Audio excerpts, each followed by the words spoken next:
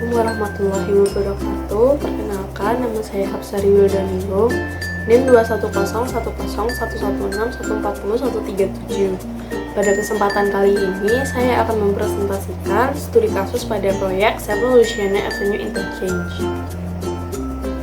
Studi kasus ini meringkas peristiwa dari studi VE yang dilakukan oleh City of St. Louis Park, Minnesota, dan difasilitasi oleh HDR Engineering. Subjek studi ini adalah 7 Louisiana Avenue Interchange. Studi VE ini dilakukan pada tanggal 10 hingga 13 Agustus 2010. Proyek yang diusulkan adalah untuk mengganti persimpangan sebidang menjadi persimpangan tak sebidang. Proyek ini terletak di kota St. Louis Park, Minnesota, yang merupakan kota pinggiran tingkat pertama di wilayah metropolitan kota Kembar Barat. Persimpangan 7 Louisiana Avenue merupakan salah satu persimpangan terpadat hingga selalu masuk ke dalam peringkat 200. Pada tahun 2005, sempat dilakukan perbaikan pada sinyal waktu dan berhasil mengurangi peringkat terpadat dari 23 teratas menjadi peringkat 144 teratas di tahun 2017. Namun, volume lalu lintas terus meningkat dan operasi persimpangan menjadi lebih padat, sehingga pengguna lalu lintas harus menunggu dengan waktu yang relatif lama untuk setiap sinyal lalu lintas sehingga timbul banyak permasalahan. Berikut adalah usulan konsep pada 7 Louisiana Avenue Interchange. Tujuan dari proyek 7 Louisiana Avenue Interchange yang diusulkan adalah untuk mengatasi kondisi keselamatan dan operasional yang memburuk. Kondisi kekurangan ini mengakibatkan banyak crash dan menyebabkan tingginya tingkat kemacetan. Proyek ini juga ditujukan untuk memperbaiki pergerakan pejalan kaki dan sepeda yang melintasi TH7 yang diantisipasi akan meningkat dengan konstruksi dan operasi dari stasiun LRT masa depan di sepanjang Louisiana Avenue. Terakhir, perbaikan transportasi akan membantu mendorong pembangunan ekonomi di daerah tersebut. Kebutuhan akan proyek ini didorong oleh meningkatkan keselamatan kendaraan, mempertahankan mobilitas atau kapasitas lalu lintas masa depan, meningkatkan mobilitas pejalan kaki atau pengguna sepeda, serta mendorong pembangunan ekonomi. Misi tim VE adalah untuk memverifikasi atau memperbaiki berbagai konsep untuk 7 Louisiana Avenue Interchange Project. Tim VE menerapkan prinsip dan praktek dari rencana kerja VE. Tujuan utama dari studi ini meliputi melakukan peninjauan dan analisis menyeluruh terhadap masalah proyek utama dan desain konseptual dengan menggunakan tim multidisiplin lintas fungsional.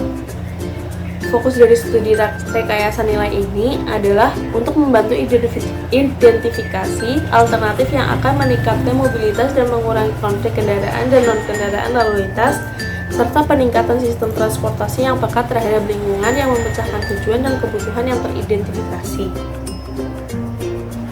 Kendala dan pengendalian keputusan pada proyek ini yaitu mengakomodasi pengguna sepeda dan pejalan kaki selama masa konstruksi berlangsung dan desain yang diusulkan, menghindari dampak terhadap kompleks apartemen Louisiana Oaks dan Sam's Club, menghindari dampak terhadap rel kereta api yang menyeberang di atas TH7 di ujung timur proyek, mempertimbangkan untuk akses keluar masuk ke TH7 di ujung timur proyek, memenuhi proyek yang dijadwalkan untuk November 2011 dengan tanggal pendanaan Maret 2012. Ada potensi untuk 1 tahun perpanjangan dengan persetujuan sebelumnya oleh Mid Council. Meminimalkan dampak dan akuisisi, meminimalkan penggalian atau potensi tinggi tanah terkontaminasi. Proses penilaian lingkungan yang baru dimulai dengan draft dokumen dijadwalkan akan keluar pada bulan Oktober 2010.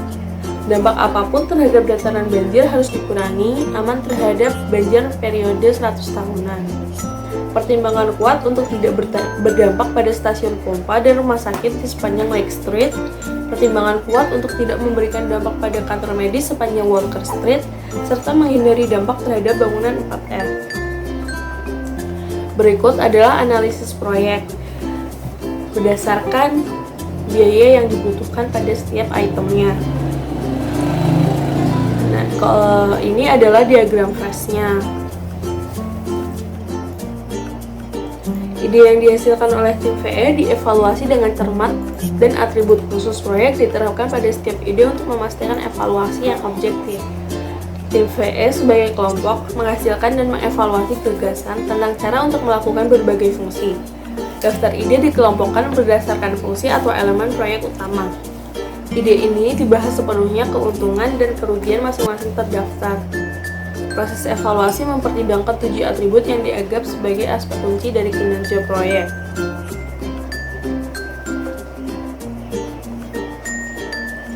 Setiap rekomendasi yang diberikan terdiri dari ringkasan terhadap konsep asli, perubahan yang terjadi akibat dari ide, kelebihan dan kekurangan, perbandingan biaya, perubahan performa, dan perbandingan antara konsep asli dengan konsep baru dengan tambahan ide baru. Tim VE mengusulkan 44 ide baru untuk proyek ini. Ide tersebut dibandingkan terhadap konsep dasar yang dikerjakan oleh tim proyek. Konsep terbaik selanjutnya akan dikembangkan lagi oleh tim VE. Dari ide-ide yang ada, tim VE memberikan 8 rekomendasi yang menghasilkan penghematan bersih antara $3,9 juta sampai $5,1 juta, serta performa yang diberikan meningkat 7 hingga 11%. Rekomendasi yang pertama yaitu 1A, ground improvement, dengan penghematan biaya sebesar $2,4 juta dan peningkatan performa 9%. Rekomendasi yang kedua yaitu 1B, yaitu lightweight fill, dengan penghematan biaya sebesar $2,2 juta dengan penurunan performa 2%. Rekomendasi yang ketiga yaitu pile supported fill, dengan penghematan biaya $2,5 juta dan peningkatan performa 6%. Rekomendasi yang keempat yaitu reinforced slope, dengan penghematan biaya $1,1 juta dan peningkatan performa 7%. Rekomendasi yang kelima yaitu single lane roundabout, penghematan biayanya sebesar $0,5 juta dan peningkatan performa 11%. Rekomendasi yang keenam yaitu menghilangkan median di Louisiana Avenue, dengan penghematan biaya $0,1 juta dan dengan peningkatan performa 6%. Rekomendasi yang ketujuh yaitu 5A, Tight Urban Diamond Interchange, penghematan biaya sebesar $1,5 juta dengan peningkatan performa 7%. Serta yang terakhir yaitu rekomendasi 5B, Single Point Roundabout Interchange, dengan penghematan biaya $0,3 juta dan peningkatan performa 21%. Akibat dari berbagai macam rekomendasi, 3 skenario telah tersedia, yaitu skenario A yang terdiri dari rekomendasi 1, 2, 3, dan 4 yang berpengaruh terhadap konsep dasar dengan penghematan biaya sebesar $4,1 juta serta peningkatan performa sebesar 8%. Skenario B terdiri dari rekomendasi 1, 2, 4, dan 5A dengan penghematan biaya sebesar $5,1 juta serta peningkatan performa sebesar 7%. Serta skenario C terdiri dari rekomendasi 1, 2, 4, dan 5B dengan penghematan biaya sebesar $3,9 juta serta peningkatan performa sebesar 12%. Tim VE juga harus mempertimbangkan bagaimana skenario dan ide yang terpilih dapat terlaksana saat konstruksi. Ketika profil pada Louisiana Avenue diturunkan, maka pelaksanaan konstruksi akan bertambah rumit, karena manajemen harus diatur agar tidak mengganggu. Nah, ada beberapa rekomendasi pengaturan lalu lintas saat konstruksi berlangsung, yaitu rekomendasi S1 merencanakan bundaran sementara pada tenggara dan barat laut, memindahkan perempatan pada Louisiana Avenue dan TH7 ke perempatan Lake Street dan TH7. Pelaksanaan konstruksi di TH7 1,5 pada satu waktu.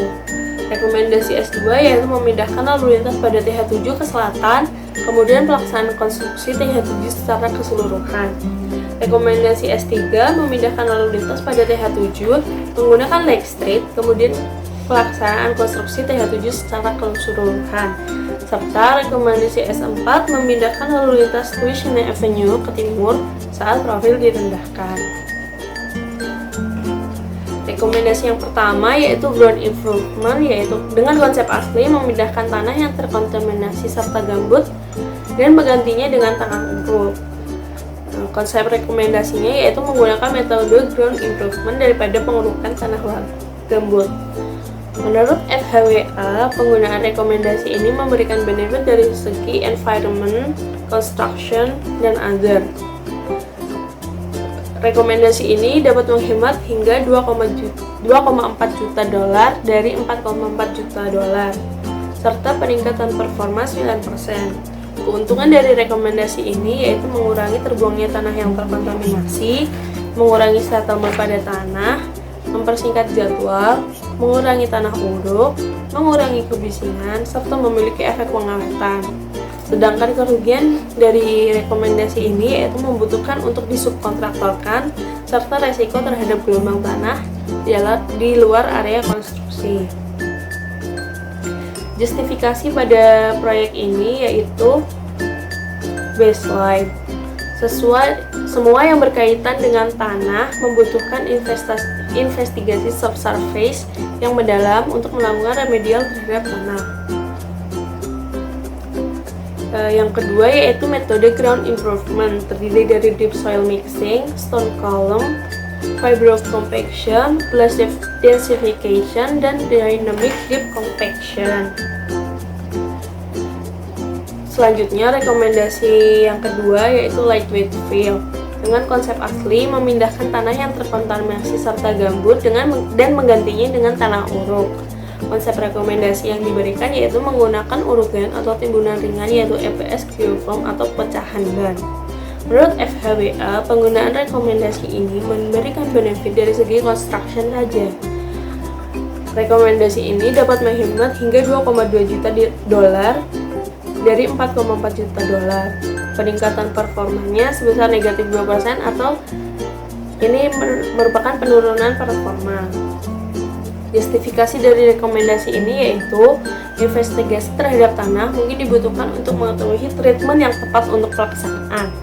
Pelapukan mungkin terjadi pada material. Operasi bisa dilaksanakan dengan dikombinasikan dengan soil charge untuk meningkatkan kualitas tanah dari dekompos organik yang ada.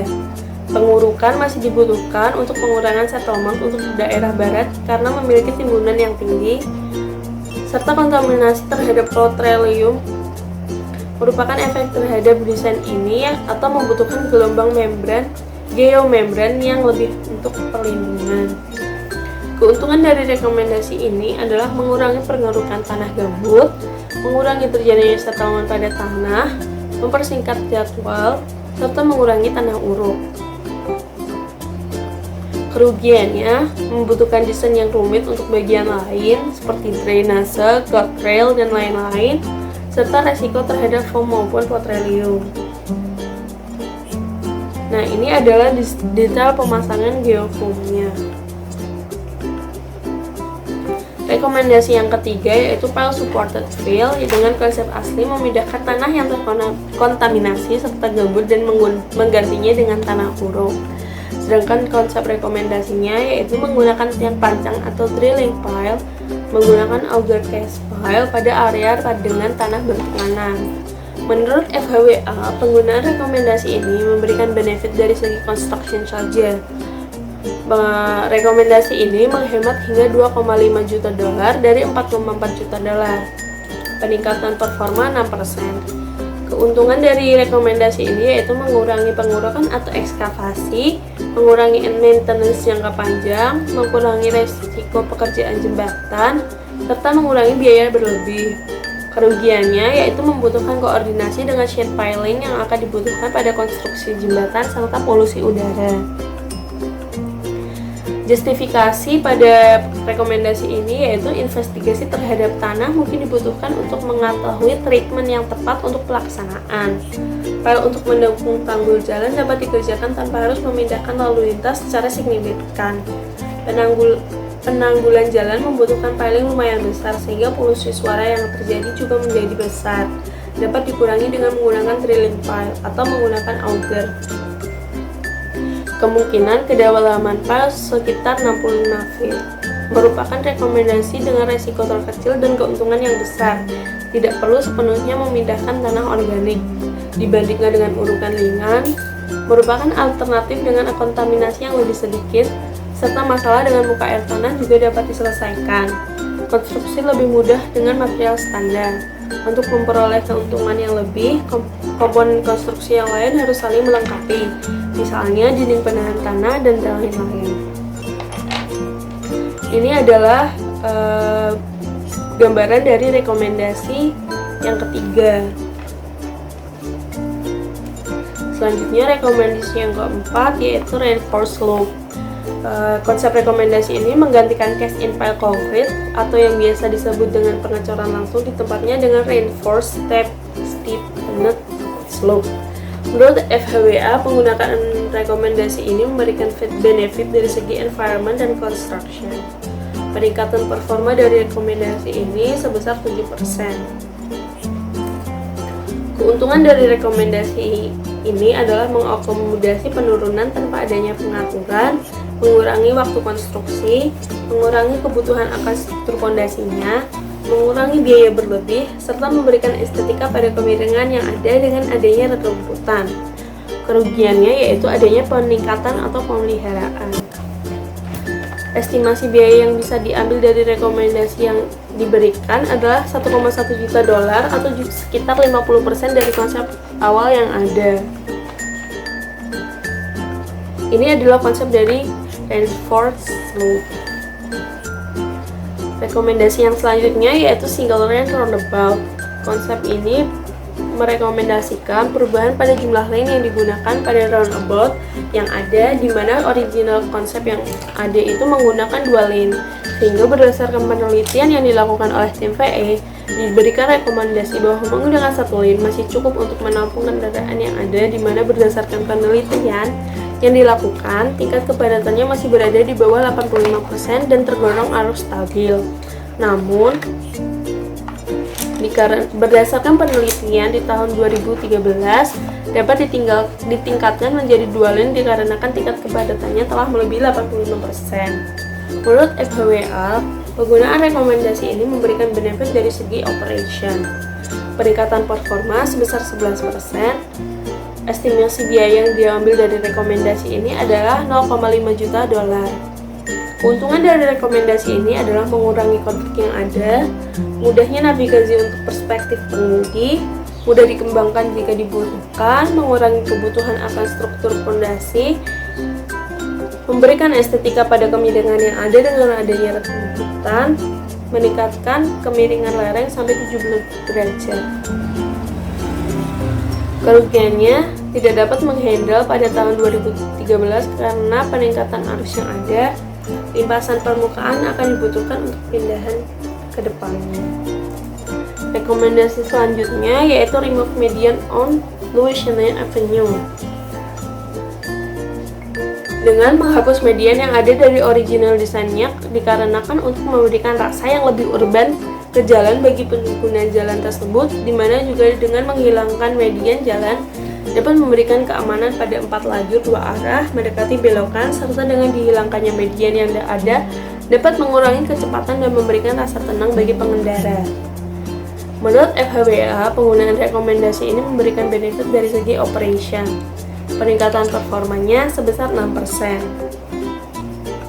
Estimasi biaya yang bisa diambil dari rekomendasi ini adalah 0,1 juta dolar.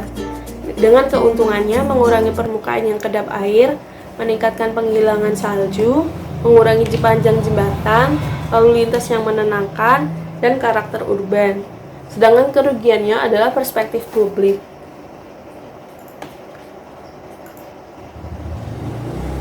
Rekomendasi yang ketujuh yaitu Tiled Urban Diamond Interchange atau 2D. Membuat interchange-nya berbentuk 2D dikarenakan dianggap lebih bagus daripada normal diamond interchange. Menurut FHWA, penggunaan rekomendasi ini memberikan benefit dari segi operation, environment, dan construction. Peningkatan performanya sebesar 7%. Keuntungan dari rekomendasi ini yaitu jajak proyek keseluruhan yang lebih kecil, sedikitnya terpengaruh terhadap bisnis yang ada di bagian utara, meningkatnya desain rem, operasi lalu lintas meningkat, ekspektasi pengemudi meningkat, dan akan sesuai dengan jalan existing saat ini. Sedangkan kerugiannya yaitu meningkatkan konflik setelah roundabout dapat berpengaruh pada akibat apartemen. Estimasi biaya yang dapat diambil dari rekomendasi yang diberikan adalah 1,5 juta dolar. Dan berikut adalah contoh dari studi tersebut. Rekomendasi terakhir yaitu Single Point Roundabout Interchange atau SPRI. Membuat interchange-nya berbentuk SPRI, hanya satu bundaran yang akan menghubungkan jalan yang ada di Louisiana Avenue dengan diameter 200 kaki. Menurut FHWA, penggunaan rekomendasi ini memberikan benefit dari segi operation, environment, dan construction. Peningkatan performa sebesar 21%. Keuntungan dari rekomendasi ini yaitu meningkatkan familiaritas kepada pengemudi, sedikitnya berpengaruh terhadap bisnis yang ada di bagian utara, meningkatnya desain rem, operasi lalu lintas meningkat, ekspektasi pengemudi meningkat, dan mengurangi pengaruh peraturan lalu lintas. Kerugian dari rekomendasi ini yaitu membutuhkan lebih panjang struktur jembatan untuk mengepaskan bundarannya. Estimasi biaya yang bisa diambil dari rekomendasi yang diberikan adalah 0,3 juta dolar. Sekian presentasi dari saya. Wassalamualaikum warahmatullahi wabarakatuh.